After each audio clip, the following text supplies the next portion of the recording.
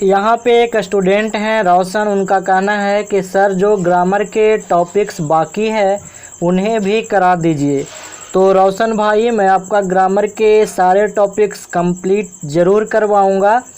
आपके जानकारी के लिए मैं बता दूं 80% जो ग्रामर के टॉपिक्स हैं वो आपका कंप्लीट हो चुका है। तो अगर आप उन सारे टॉपिक्स को देखना चाहते हैं तो आप एक बार प्लेलिस्ट को विजिट कर लीजिएगा। यहाँ पे देखिए आपका ग्रामर का एक प्लेलिस्ट बना हुआ है। इसमें ग्रामर के सारे चैप्टर की वीडियो लेक्चर आपको देखने को मिलेगा। अगर आप चैप्टर वाइज ग्रामर के वीडियो लेक्चर को देखना चाहते हैं तो आप यहाँ पे देख रहे होंगे, मैंने आपको ग्रामर के अलग अलग चैप्टर का भी अलग अलग प्लेलिस्ट बना रखा है। तो आप प्लेलिस्ट में जाकर एक बार चेक करिएगा। तो चलिए फिर स्टार्ट करते हैं आज का वीडियो। आज का जो वीडियो है ये आपका ऑब्जेक्टिव क्वेश्चन के ऊपर है। और आज के वीडियो लेक्चर में मैं आपको बताऊंगा कि अगर आपके एग्ज़ाम में वॉइस के क्वेश्चन पूछे जाते हैं तो उनको आप अपने एग्ज़ाम में बहुत ही आसान तरीके से कैसे आंसर कर पाइएगा। सबसे बड़ी बात ये है कि अगर आप एग्ज़ाम में कोई पर्टिकुलर रूल को भूल जाते हैं तो आप उस टाइम पे अपने आंसर को कैसे एलिमिनेट करना है उसको इस वीडियो में कुछ टिप्स देकर आपको समझाने की कोशिश करूंगा। तो चलिए फिर स्टार्ट करते हैं। पहला क्वेश्चन है somebody stole my car last week. तो अब यहाँ से वीडियो को बिल्कुल ध्यान से देखिएगा क्योंकि मैं आपको पूरा डिटेल में समझाऊंगा ताकि आपके एग्ज़ाम में किसी भी तरीके के क्वेश्चन अगर आता है तो उसे आप आसानी से आंसर कर पाएँ। तो सबसे पहले देखिएगा एक्टिव वॉइस में आपका दिया हुआ है स्टोल, जो कि वर्ब का दूसरा रूप है। इसका मतलब ये जो सेंटेंस है ये पास्ट इंडेफिनिट का सेंटेंस है। तो आप याद करिए पास्ट इंडेफिनिट का पैसिव वॉइस क्या होता है, वाज या वर होता है ना, वाज वर प्लस V3। तो यहाँ पे माई कार है जो ऑब्जेक्ट है, जब ये जाएगा पैसिव वॉइस में तो ये बनेगा सब्जेक्ट। और माई कार सिंगुलर है तो इसके लिए आएगा बाज प्लस V3, यानी बाज स्टोलन। जिस ऑप्शन में होगा वही ऑप्शन आपका सही होगा। तो यहाँ पे B और C ध्यान से देखिएगा, दो ऑप्शन है जिसमें बाज स्टोलन लिखा हुआ है, लेकिन अब आपको यहाँ पे चुनना है कि कौन सा आंसर आपका सही होगा। तो यहाँ पे जो आंसर है ऑप्शन नंबर B आपका राइट आंसर होगा। C नंबर इसलिए नहीं होगा क्योंकि यहाँ पे डैट लगाया गया है जो आपके क्वेश्चन में नहीं है। अब यहाँ पे एक इम्पॉर्टेंट पॉइंट जो मैं आपको बता रहा हूँ, ध्यान से सुनिएगा। क्वेश्चन जो आपका ऑप्शन है A, C और D ये क्यों नहीं होगा, इसको भी आपके लिए समझना बहुत ही ज़रूरी है। देखिएगा आपको एक बात याद रखना है कि जिस टेंस में आपका एक्टिव वॉइस होगा पैसिव वॉइस भी उसी टेंस में होगा। तो आप क्वेश्चन को एक बार ज़रा गौर से देखिए, ये पास्ट इंडेफिनिट टेंस में है तो आपका हैज स्टोलन कभी भी आंसर नहीं होगा। ऐसा इसलिए कि ये प्रेजेंट परफेक्ट में है। तो आपका क्वेश्चन पास्ट इंडेफिनिट में और आंसर प्रेजेंट परफेक्ट में, ऐसा कभी संभव नहीं है। तो D नंबर ऑप्शन ऐसे आप छाट भी सकते हैं। मैं आपको बता रहा हूँ कि अगर आप रूल को भूल गए हैं तो आप ऑप्शन छाट कर भी बना सकते हैं। आप देखिएगा ऑप्शन A में यहाँ पे बाज स्टील लिखा है, जबकि यहाँ पे होना चाहिए बाज प्लस V3 यानी बाज स्टोलन। तो आपका ऑप्शन A भी गलत हो जाता है। और C तो मैंने आपको बता ही दिया है कि कैसे गलत है।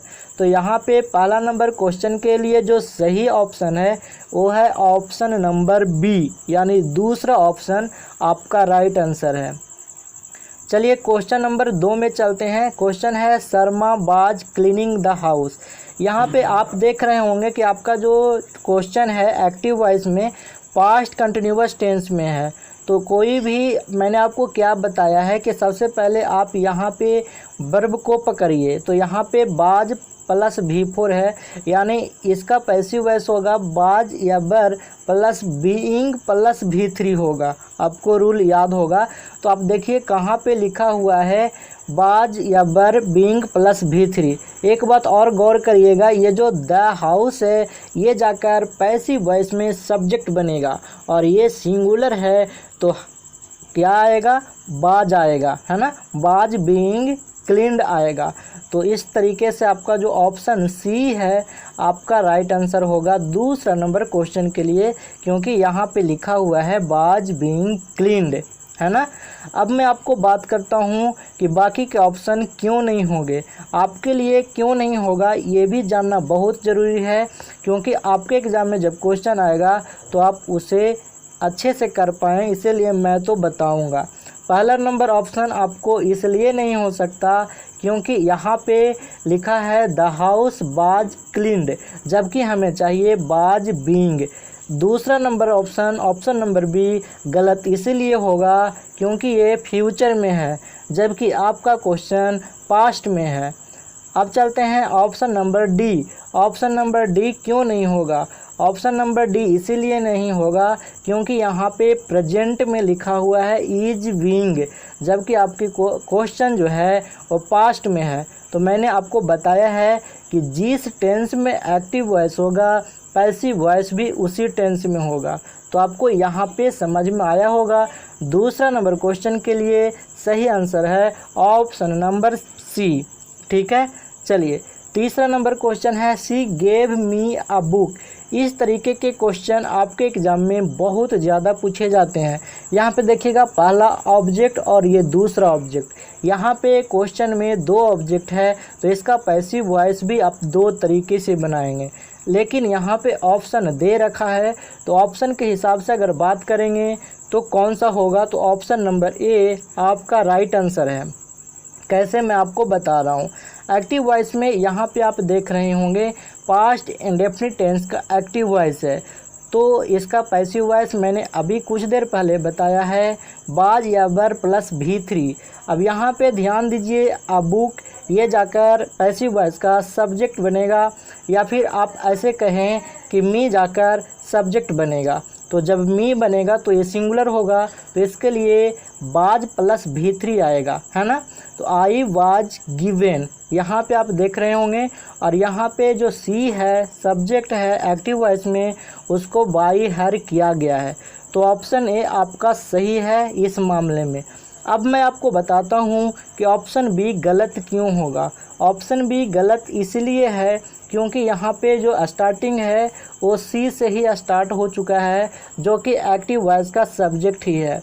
तो कभी भी सब्जेक्ट और ऑब्जेक्ट वॉइस का एक ही नहीं होता, दोनों वॉइस का, ठीक है। और दूसरी बात यहाँ पे बाई भी नहीं लगाया है, तो आप ऐसे भी समझ सकते हैं।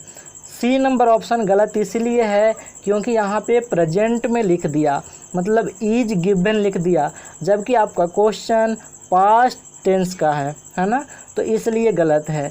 डी नंबर ऑप्शन गलत इसीलिए होगा क्योंकि यहाँ पे और जो बाई का प्रयोग किया जाना चाहिए था वो यहाँ पे देखने को नहीं मिल रहा है, ठीक है ना।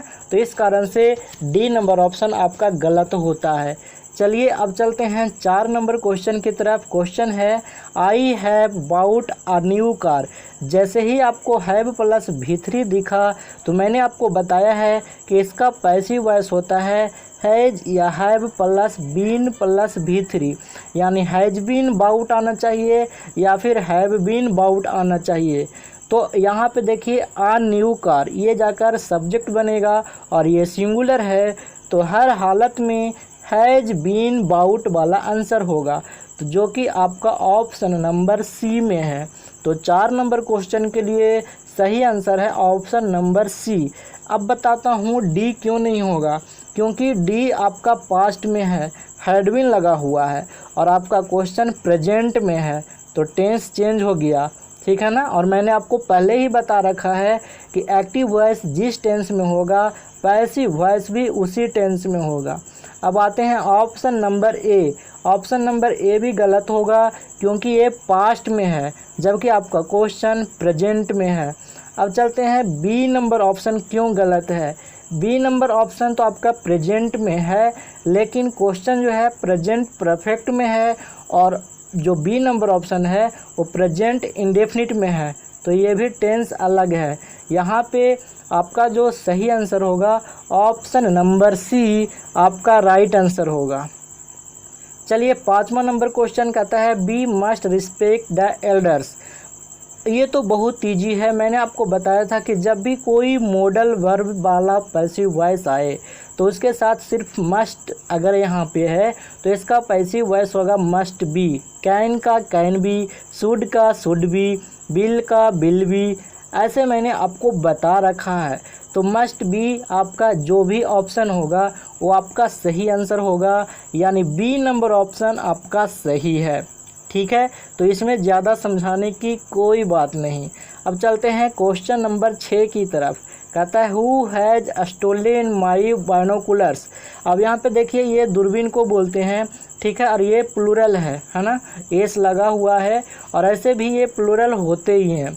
ठीक है, तो इसके साथ मैंने अभी कुछ देर पहले बताया है कि हैज के बाद अगर V3 दिखाई देता है, हैज स्टोलन है ना, तो इसका पैसिव वॉइस होगा हैज बीन V3 या फिर हैव बीन प्लस V3। तो यहाँ पे तो प्लूरल है और ये जाकर सब्जेक्ट बनेगा, तो इसके हिसाब से तो आएगा हैव, आएगा ना, हैव बीन V3 यानी हैव बीन और उसके बाद स्टोलन आएगा। और चूंकि ये इंटेरोगेटिव है WH क्वेश्चन वाला, तो हु का पैसिव वॉइस होता है बाई हुम, है ना। और दूसरी बात कि बाई हुम जो है WH वर्ड है, उसके बाद हमें चाहिए ऑक्सिलरी वर्ब, तो ऑक्सिलरी वर्ब यहाँ पे हैव ही आएगा। तो आपका बी नंबर ऑप्शन आपका सही होता है। हैव क्यों आएगा, क्योंकि यहाँ पे बाइनोकुलर्स क्या है, प्लूरल है, इसीलिए हैव आएगा। और उसके बाद सब्जेक्ट लगाएंगे जो कि माई बाइनोकुलर्स है, उसके बाद बीन प्लस V3 आ जाएगा। ठीक है, तो ये आपका बी नंबर ऑप्शन आपका सही आंसर है 6 नंबर क्वेश्चन के लिए। 7वां नंबर क्वेश्चन है पोस्ट द लेटर। ठीक है ना, ये आपका इम्पेरेटिव का क्वेश्चन है और आपको पता है किस तरीके के क्वेश्चन का पैसिव वॉइस लेट से बनाते हैं। तो इसका आंसर हो जाएगा let the letter be posted, यानी ऑप्शन नंबर सी आपका राइट आंसर है। पता है मैं ये सारे कंसेप्ट वीडियो लेक्चर में बता रखा हूँ, तो यहाँ पे ऊपर आई बटन पे आपको वॉइस के सारे कंसेप्ट लेक्चर के जो वीडियो का प्लेलिस्ट है वो आपको मिल जाएगा। क्वेश्चन नंबर 8 देखते हैं। कहता है द न्यूज़ सरप्राइज्ड अस। यहाँ पे मैंने आपको एक रूल बताया था कि बहुत सारे ऐसे वर्ब होते हैं जो अपने बाद प्रीपोजिशन बाई नहीं लेते हैं, उनके साथ किसी खास तरीके के प्रीपोजिशन का प्रयोग होता है। तो आपको याद आ रहा होगा सरप्राइज्ड के बाद एट प्रीपोजिशन का प्रयोग करते हैं। तो यहाँ पे जो सही आंसर होगा ऑप्शन नंबर ए आपका राइट आंसर होगा। देखिएगा फिर से मैं बता दूं, सबसे पहली बात तो आप याद रखना है कि सरप्राइज्ड के बाद बाई नहीं होगा, एट होगा, जो कि है। अब दूसरी बात यहाँ पे अस है, तो ये क्या बनेगा, सब्जेक्ट, तो यहाँ पे बी बन गया सब्जेक्ट, और बी प्लूरल है इसके लिए बर, उसके बाद V3 सरप्राइज्ड, उसके बाद एट, और उसके बाद ये द न्यूज़ आपका चला जाएगा ऑब्जेक्ट के रूप में। तो यहाँ पे 8 नंबर क्वेश्चन का सही आंसर है ऑप्शन नंबर ए। चलिए चलते हैं, अब यहाँ पे आपके एग्ज़ाम में कुछ क्वेश्चन पूछे गए हैं, उसको करवा देता हूँ। ये आपका एक्टिव वॉइस करना है, तो आपको बिल्कुल भी टेंशन नहीं लेना है, चाहे आपका क्वेश्चन एक्टिव वॉइस बताना हो या पैसिव वॉइस बताना हो, कंसेप्ट सेम है। देखिए इसको करते हैं। यहाँ पे क्वेश्चन दिया गया है 30 नंबर को देखिएगा। कहता है the windows have been cleaned. अब यहाँ पे देखिएगा हैव बीन प्लस V3, तो मैंने आपको क्या बताया है कि हैज प्लस V3 होता है तभी हैज बीन या हैव बीन होता है। ठीक है ना, ये प्रेजेंट परफेक्ट टेंस का होता है ऐसा। ठीक है, अगर आपको टेंस याद है तो यहाँ पे एक्टिव वॉइस बोला है, तो इसका सीधा मतलब है कि हैज प्लस V3 वाला आपका जो होगा वो सही आंसर होगा, जो कि ऑप्शन नंबर सी में है। अब देखिए बी क्यों नहीं होगा हैड वाला, क्योंकि ये दूसरा टेंस में है, और मैंने आपको बताया है कि कभी भी एक्टिव वॉइस और पैसिव वॉइस अलग अलग टेंस में नहीं होगा, दोनों सेम टेंस में होना बहुत ही ज़रूरी है। और डी नंबर ऑप्शन भी अलग टेंस में है क्योंकि बिल लगा हुआ है, तो ये भी नहीं होगा। और ए नंबर ऑप्शन में लगाया है, ये तो कोई बात ही नहीं बनता। तो यहाँ पे जो सही आंसर होगा 30 नंबर क्वेश्चन के लिए वो होगा आपका ऑप्शन नंबर सी। अगर रूल से देखें तो यहाँ पे हैव बीन क्लीन्ड है यानी प्रेजेंट परफेक्ट है, तो प्रेजेंट परफेक्ट में यहाँ पे एक ही टेंस है जो ऑप्शन नंबर सी में है। तो मैंने आपको दोनों तरीके से बता दिया। अब चलते हैं नेक्स्ट क्वेश्चन। यहाँ पे 16 नंबर को देखिएगा, मैं आपको वॉइस का ही करवा रहा हूँ तो बाकी के क्वेश्चन नहीं देखना है। यहाँ पे कह रहा है कि करेक्ट एक्टिव वॉइस को बताइए। तो देखिए आपका जो क्वेश्चन है कहता है the room will be cleaned. यहाँ पे CLEAN, यहाँ पे क्लीन का स्पेलिंग गलत है और वो टाइपिंग है, उसको आपको टेंशन नहीं लेना है। तो यहाँ पे विल बी है, तो मैंने आपको क्या बताया है, विल बी प्लस V3 कब होगा, जब आपका एक्टिव वॉइस में बिल होगा यानी फ्यूचर इंडेफिनिट होगा, तभी तो बिल का पैसिव वॉइस बिल भी बना है ना। तो बिल वाला कहाँ है, तो ऑप्शन नंबर सी में है। एक ही ऑप्शन है सी नंबर, तो आपका सी नंबर सही होगा। ए नंबर इसलिए नहीं होगा क्योंकि ये पास्ट में है, हेड लगा हुआ है, और आपका क्वेश्चन किस में है, आपका क्वेश्चन फ्यूचर में है ना, तो हेड वाला कहाँ से होगा। और ये बाज वाला भी नहीं होगा क्योंकि ये भी अलग टेंस में हो गया। और ये तो डी नंबर फ्यूचर में है लेकिन इसका कंस्ट्रक्शन बिल्कुल गलत है, तो डी नंबर भी गलत होगा। यानी 16 नंबर क्वेश्चन के लिए ऑप्शन नंबर सी आपका राइट आंसर है। अब चलते हैं 17 नंबर क्वेश्चन में। देखिएगा कहता है राधा सिंग्स अ सॉन्ग। यहाँ पे पैसिव वॉइस आपको चूज करना है।